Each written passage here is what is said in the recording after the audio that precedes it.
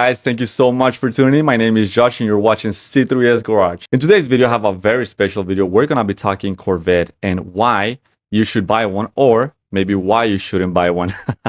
I will also give you guys a brief history of the C3 Corvette. I will give you guys the fun facts, all the ins and outs of the Corvette that you need to know, and I will give you some final thoughts to make your decision a little bit easier. If you're interested in watching this video, feel free to stay tuned. If not, feel free to watch all my other videos, like and subscribe, and I will see you guys in the next one.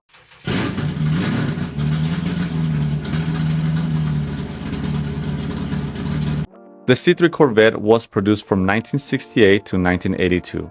It is one of the most recognizable American sports cars ever made. Nicknamed the Shark, its design was heavily inspired by the Mako Shark II, which was inspired by GM design chief Bill Mitchell's mounted Mako Shark, giving it a long, aggressive hood, slick Coke bottle curves, and a pop-up headlight that became a Corvette hallmark. When it debuted, the C3 continued the Corvette legacy of performance and style, replacing the C2 Stingray while keeping its reputation for style and agility. Over its 14-year production run, the C3 saw major transformations. Early models from 1968 to 1972 featured chrome bumpers and powerful big block engines, while the mid-70s cars, 1973 to 1977, adapted to a new federal safety and emissions regulations with urethane bumpers and slightly reduced horsepower. Let me go and say that it's not slightly reduced, it's like tremendously reduced. By the late 70s, the Corvette became more refined with improved interiors, T-top roofs, and features aimed at comfort, making it both stylish sports car and a more usable daily driver. Throughout its history, the C3 was not only a performance machine but also a cultural icon, appearing in movies, TV shows, and even gaining popularity among astronauts.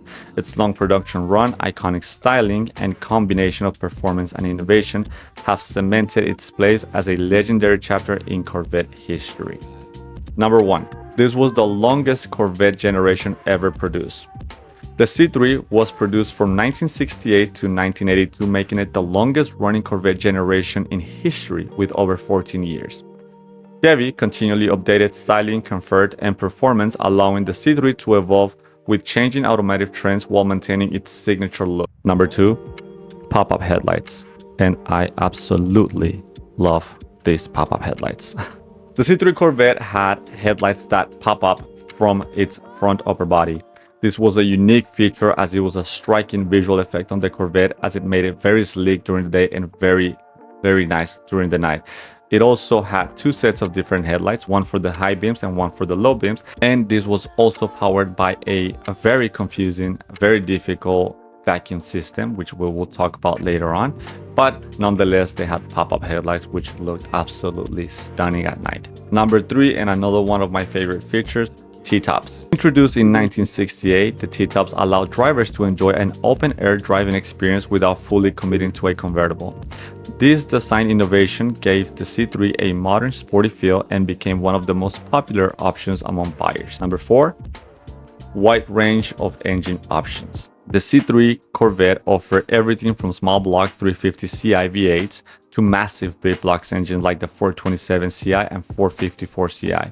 While later models saw a horsepower reduction due to emission regulations, early C3s could produce over 400 horsepower, cementing its status as a true American muscle car. Special high-end performance options such as the L88 and L82 engines make certain C3s highly collectible today. Number 5, cultural icon. It's an icon, we all know it. Beyond performance, the C3 became a symbol of 1970s American automotive culture.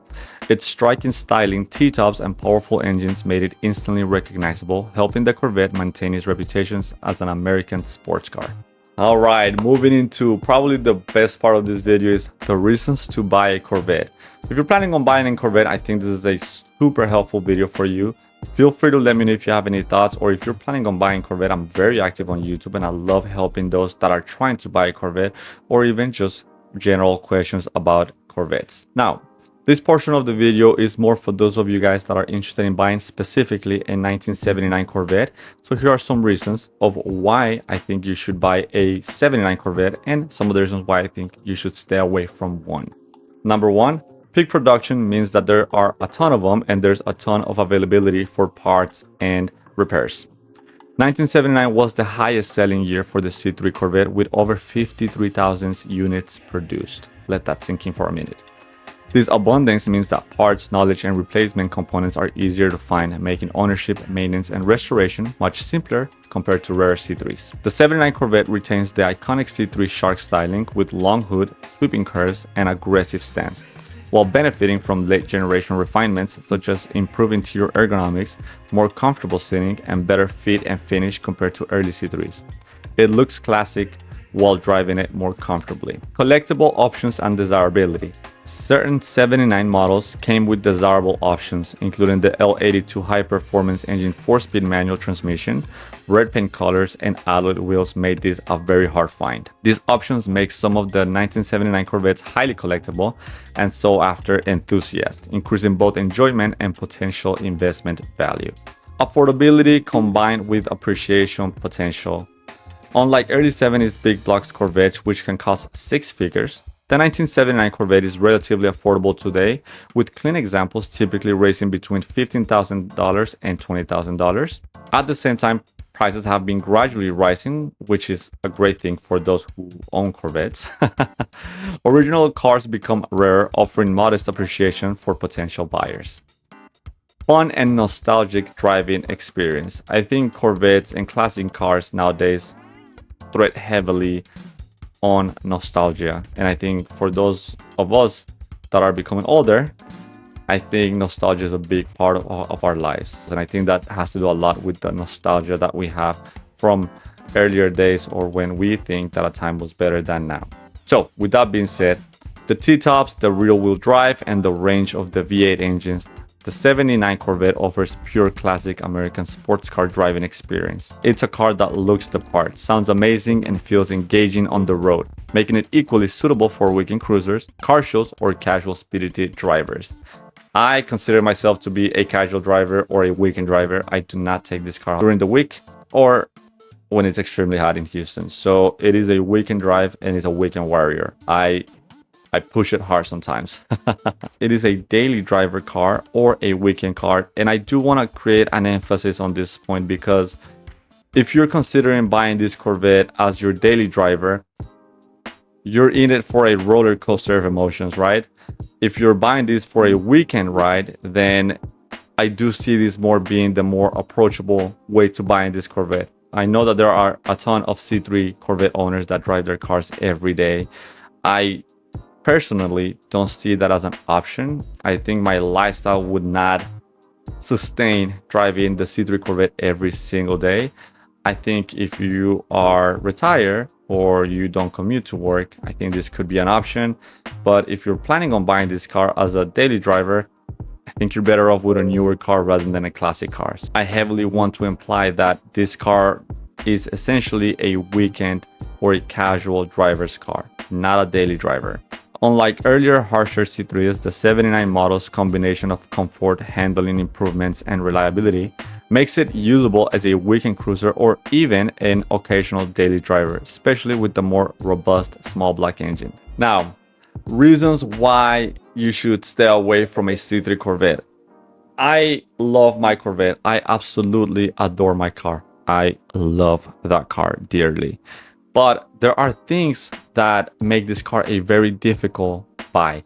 As I mentioned, there are a lot of positive things about this car: the history, the looks, the styling, the comfort, the lines. Everything about this car just makes it such a nice car, and it could be an impulsive buy because it is a Corvette. It is a classic muscle car, depending on the year that you get. But there are also plenty of reasons why you should stay away from this car or look elsewhere or look for other classic cars that may suit your lifestyle a little bit better. Starting with the emissions era engine limitations. Due to federal emission regulations, the 1979 Corvette engine options had less power compared to earlier models. The base engine, a 350 Ci V8, only made around 185 horsepower. We were going from 400 horsepower to now 185. That's half. And even the performance-oriented L82 was somewhat neutral at 225 horsepower. While it's still a fun car to drive, it lacks the raw power of earlier big block Corvettes, making it less thrilling for some enthusiasts. It's an aging car, and for those reasons, it's got aging body panels and rust issues. Plenty of them. The C3 Corvette, especially models from the late 70s, was known for corrosion issues due to its fiberglass body and steel components. Although fiberglass resists rust, it can still degrade over time, leading to issues like gel coat fading and brittle resin. If the car has been exposed to moisture or poor storage conditions, rust may be an issue in places like the frame, the suspension, and the undercarriage, which can be very expensive to repair or simply unrepairable. Comfort and technology feel extremely outdated. While the 1979 Corvette was more comfortable than earlier models, it still lacks modern amenities that are common in today's cars, such as advanced infotainment systems, active safety features, or even basic things like cruise control, which was optional. My car has it, but it doesn't work, so I don't know what that is. The interior, while improved, might feel a bit dated compared to more recent sports cars, and the ride quality can be stiff for someone, especially on longer drives. I can vouch for this. I still love the car, but I do feel like the suspension could use some work. Performance limitations. Wow. Even with the L82 engines, the 1979 Corvette doesn't quite compare to earlier models in terms of raw performance. It's certainly fun to drive, but it's not quite as fast or thrilling as some of the earlier muscle cars era. If you are after a true high-performance sports car, you may be better off with a later model or a different classic altogether. And I want to create emphasis on this.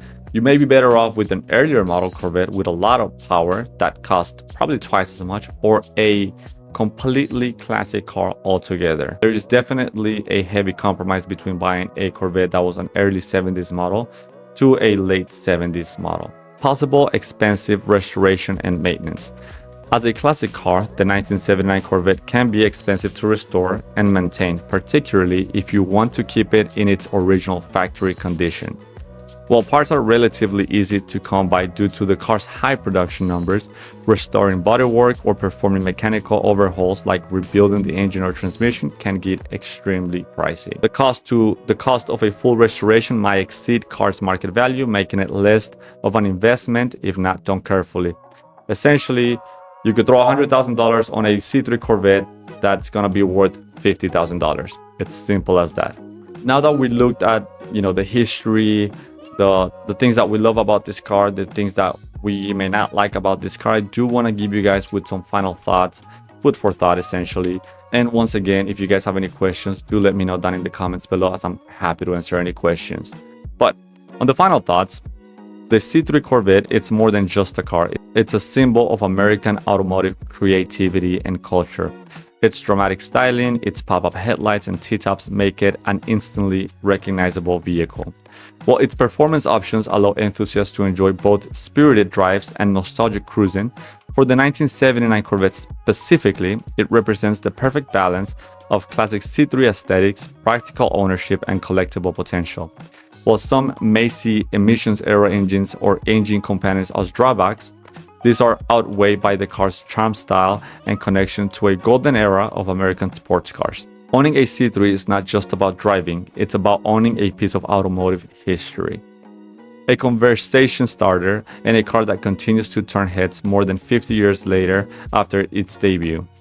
For collectors, enthusiasts, and anyone who appreciates the blend of classic design, heritage, and driving fun, the C3 Corvette remains a standout choice and a true icon of its era.